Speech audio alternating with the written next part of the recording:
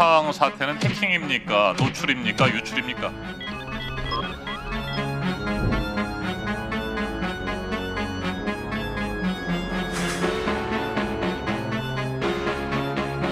일단 피해가 더 확산될 수 있기 때문에 결제 카드를 등록하셨다면 전부 다 삭제하셔야 되고요. 카드 비밀번호를 바꾸시는 게 좋고요. 쿠팡 로그인 비밀번호도 바꾸시는 게 좋습니다.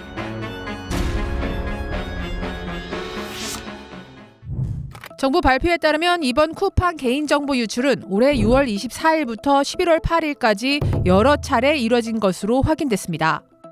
공격자는 쿠팡 서버의 인증 취약점을 악용하여 정상적인 로그인 없이 고객 정보를 수차례 비정상으로 접속하여 유출하였습니다. 용의자는 인증 시스템 개발팀에 있던 중국 국적의 전 직원으로 작년 12월 퇴사한 것으로 알려졌습니다. 그러니까 퇴사 후 전 직장 시스템에 접속해 고객 데이터를 빼간 셈인데 이게 왜 가능했냐면 서버 접속용 토큰, 그러니까 일종의 출입증을 만드는 데 필요한 암호키를 갖고 있었기 때문입니다. They took the key whilst they were still working at Coupang. When they left Coupang, their accounts would have been terminated and had been terminated, but the key had already been taken and was then used externally to generate the tokens. 쉬운 말로 하면 도둑이 집 열쇠를 갖고 있던 셈인데요. 그만큼 쿠팡의 인증키 관리가 소홀했다는 것을 보여줍니다. 그리고 더 큰 문제는 어찌 보면 지금부터입니다. 쿠팡 측은 카드 번호와 결제 정보는 유출되지 않았다고 밝혔지만 보안 전문가들은 이미 유출된 정보만으로도 이전과는 차원이 다른 공격이 가능해질 수 있다고 우려합니다. 쿠팡이 지금까지 밝힌 유출 정보는 이름, 이메일, 전화번호, 주소, 일부 주문 정보 등 총 5가지입니다. 이 중 보안 전문가들이 특히 주목하는 건 주문 정보입니다.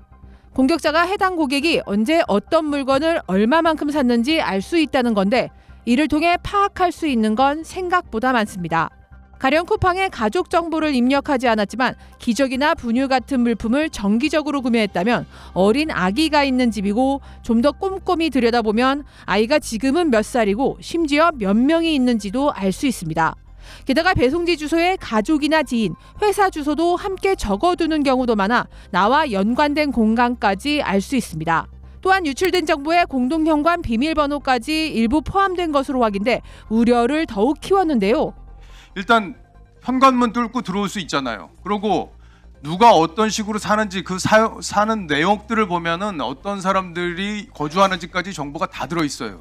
그러면 얼마든지 거기에서 범죄를 할 수 있고. 이번에 유출된 정보는 사이즈도 사이즈이지만 다른 이커머스 사이트에서 비싸게 팔릴 수도 있는 그런 고급 사용자 행동 정보예요. 만약 이런 정보가 카드 정보나 통신사 정보와 결합된다면 어떨까요? 앞서 SK텔레콤과 롯데카드 해킹 사태로 이미 수천만 명의 정보가 유출됐는데 여기에 쿠팡 유출 정보까지 더해진다면 사실상 한 개인의 생활을 속속들이 들여다보는 게 가능해집니다. 새 회사에서는 공통적으로 전화번호가 유출됐는데 이걸로 특정 인물을 지정한 후 새 회사에서 유출된 정보를 마치 퍼즐 맞추듯 조합하면 이 사람이 어디에 살고 어디를 자주 가며 어떤 물건을 샀고 가까운 사람들이 누구인지도 알 수 있게 됩니다. 그만큼 사람을 속여 돈을 뜯어내는 일도 쉬워지는데 배송 지연을 사칭한 스미싱이나 지인 사칭 사기, 금융거래를 노린 환불 사기 등이 대표적입니다. 여기에 AI까지 결합된다면 개인에게 최적화된 사기 시나리오를 만들거나 딥페이크 음성이나 영상을 활용하는 일까지도 가능해집니다. 문제는 이뿐만이 아닙니다. 정부나 기업의 중요 인물을 노린 정보 탈취 가능성도 배제할 수 없습니다.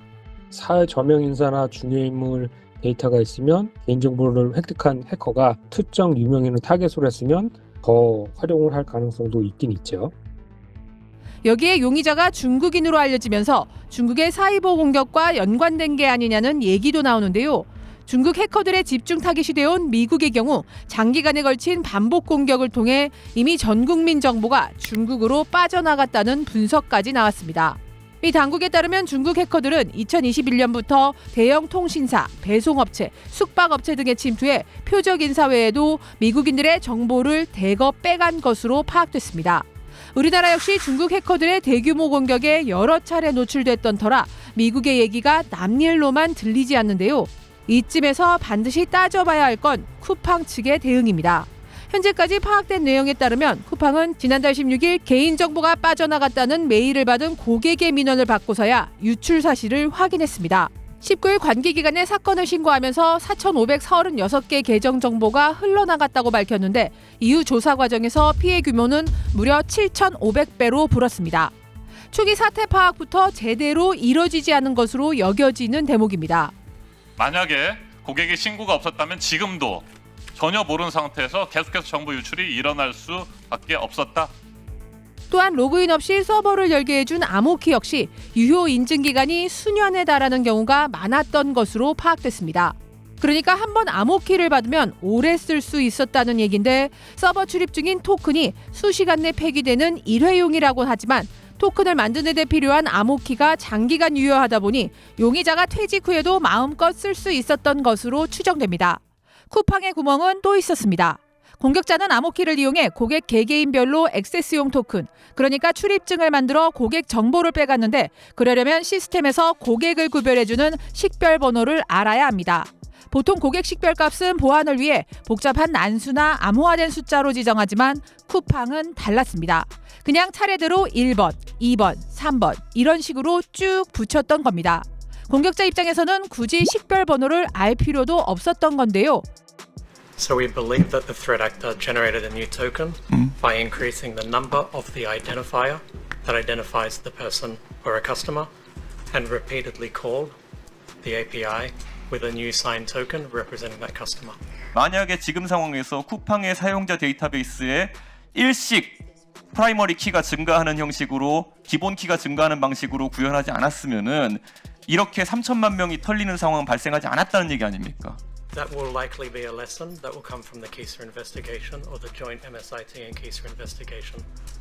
게다가 공격자가 무려 5개월 동안 일일이 3,370만 개에 달하는 고객 식별번호와 암호키를 매칭해 야금야금 데이터를 빼가는 동안 쿠팡은 이를 까맣게 몰랐다는 게 현재까지 파악된 내용입니다.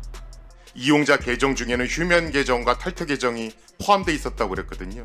근데 상식적으로 탈퇴 계정에서 접속이 이루어지면 차단이 돼야 되는 게 맞는 건데 그게 방치됐던 걸로 봐서는 이상징후 탐지 시스템이 전반적으로 좀 약했던 거 아닌가 하는 생각은 듭니다.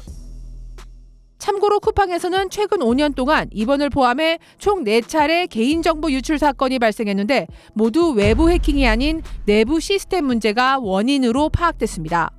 쿠팡은 최근 수년간 정보보호 투자액을 꾸준히 늘려왔지만 전체 IT 투자 대비 비중은 줄어들어 정보보호 투자 공시 대상 기업 평균에도 못 미치고 있습니다. 또한 정보보호 투자액 자체도 지난해 연매출이 41조 원에 달하는 것에 비하면 그 비율이 미미합니다. 창업주인 김범석 미국 쿠팡 INC 이사회 의장이 책임을 회피한다는 지적이 끊이지 않는 가운데 이제 위험 부담은 소비자의 몫으로 남겨졌습니다. 일단 쿠팡 피해 사실 조회나 피해 보상, 소송 신청을 빙자한 보이스피싱이나 사기 문자가 급증할 것으로 예상됩니다. 그에 따라 소비자가 유의해야 할 점도 이렇게 남았는데요. 해외 사례를 보면 특정 정보 유출을 악용한 피싱 사기가 장기간 이어진 만큼 소비자들은 오랜 시간 의심과 불안 속에 불편함을 감수할 수밖에 없게 됐습니다.